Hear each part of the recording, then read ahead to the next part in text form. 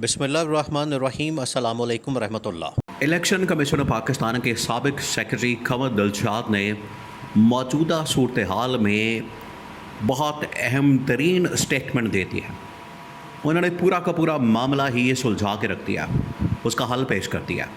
ये किस तरीके से आइन के आर्टिकल 245 के अंदर एक शिक तब्दील करने से army chief general Asim Munir अपनी वर्दी के अंदर सदर पाकिस्तान बन सकते हैं।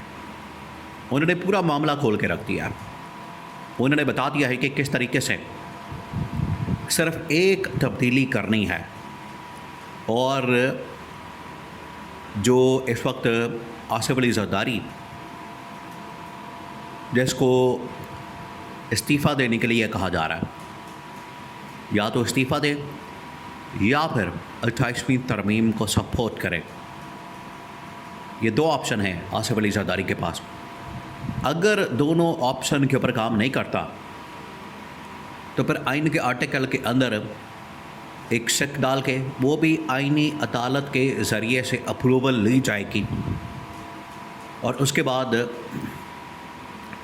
Field marshal army chief general Asim Munir qualify कर जाएंगे पाकिस्तान का सदर बनने के, और फिर वो किसी वक्त भी ओहदा संभाल सकते हैं।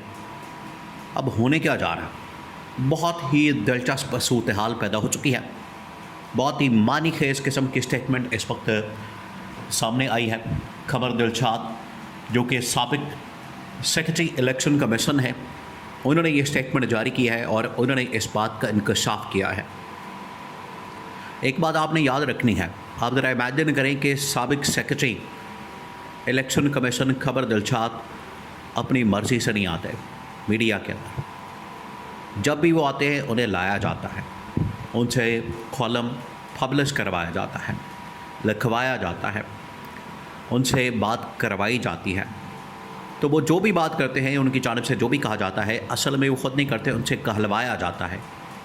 तो अब जो उन्होंने सारी कहानी बयान की है, जो उन्होंने पूरी स्टोरी बयान की है, या जो उन्होंने रास्ता दिया है, आज की सूरत हाल के अंदर वो बड़ा ही मानीखेज और दिलचस्प है। सूरत हाल क्या है, मामला क्या, पहले आप उसको समझें, फिर आपको ये बताते हैं कि कमर दिलशाद ने क्या रास्ता दिया है। सूरत हाल ये है कि field marshal army chief general Asim Munir 28वीं तरमीम करवाना चाहते हैं। 28वीं तरमीम के ज़रिए सूबों को तकसीम करना, NFC अवार्ड को चेंज करना, फाइनेंशियल जो शेयरिंग फार्मूला है उसको तब्दील करना। इसके अलावा सबसे अहम तरीन बात कि आसिफ अली जरदारी की जगह ख़ुद सदर ममलिकत बनना। ये 3-4 चीज़ें हैं जिनके ऊपर अमल दरामद के लिए इस्टेब्लिशमेंट मौजूदा हुकूमत के ऊपर भी और आसिफ अली जरदारी के ऊपर भी दबाव डाल रहे हैं। मौजूदा गवर्नमेंट तो बिल्कुल तैयार है, जो नून लीग की गवर्नमेंट है, नून लीग की जमात है, बतौर जमात शहबाज शरीफ, नवाज शरीफ, मरियम नवाज, ये बिल्कुल एग्री कर चुके हैं, राज़ी है, बिल्कुल तैयार हैं कि हमें कोई मसला नहीं। लेकिन आसिफ अली जरदारी थोड़ी सी हजामत कर रहा है, आसिफ अली जरदारी थोड़ी सी रेजिस्टेंस शो कर रहा है, लेकिन उसका भी रास्ता दे दिया गया है।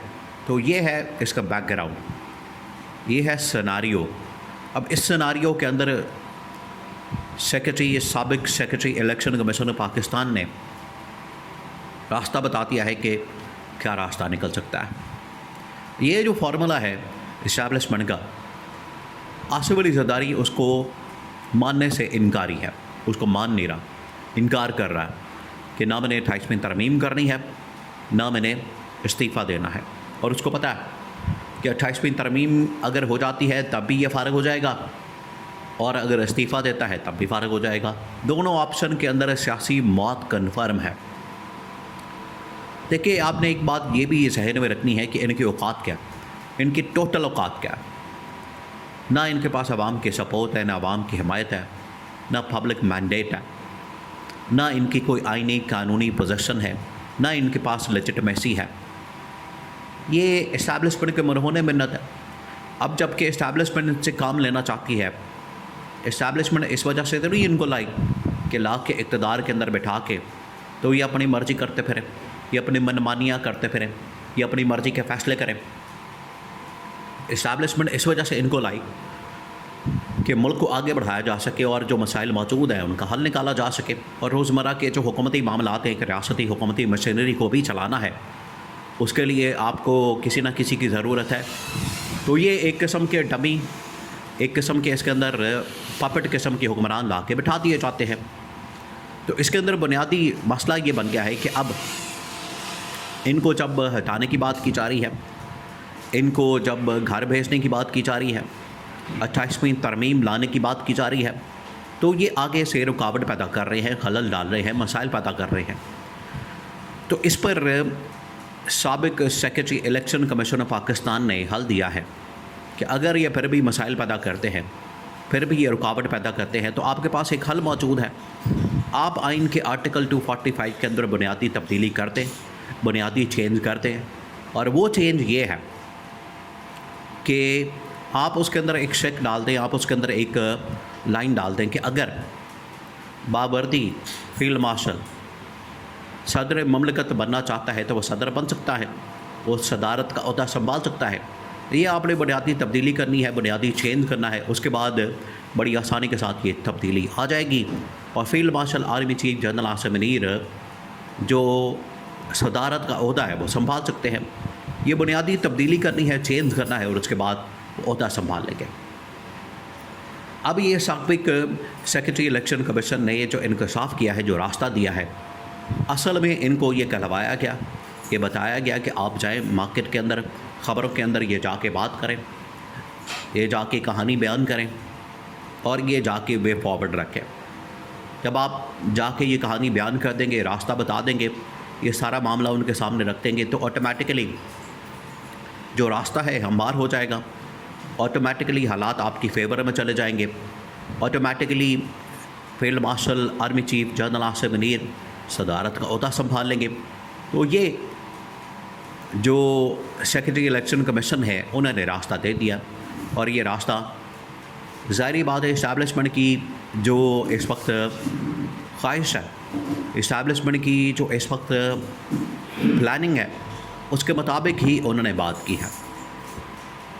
इससे बिल्कुल वाज़ेह हो गया है कि मौजूदा जो सेटअप है, मौजूदा जो निज़ाम है, ये इस्टेब्लिशमेंट के रास्ते में रुकावट बन चुका है। और इस्टेब्लिशमेंट का जो एक तारीख़ है, उनका जो एक मामला है, वो बड़ा वाज़ेह है कि जब भी वो कोई प्लान करते हैं, मंसूबा बनाते हैं, स्ट्रैटेजी बनाते हैं, तो उनके रास्ते में कोई भी आता है, उनके रास्ते में कोई भी रुकावट बनता है तो उसको हटा दिया जाता है। तो यही होगा, अगर आसिफ अली जरदारी मान गया तो ठीक है, वरना ज़बरदस्ती इनको हटा दिया जाएगा।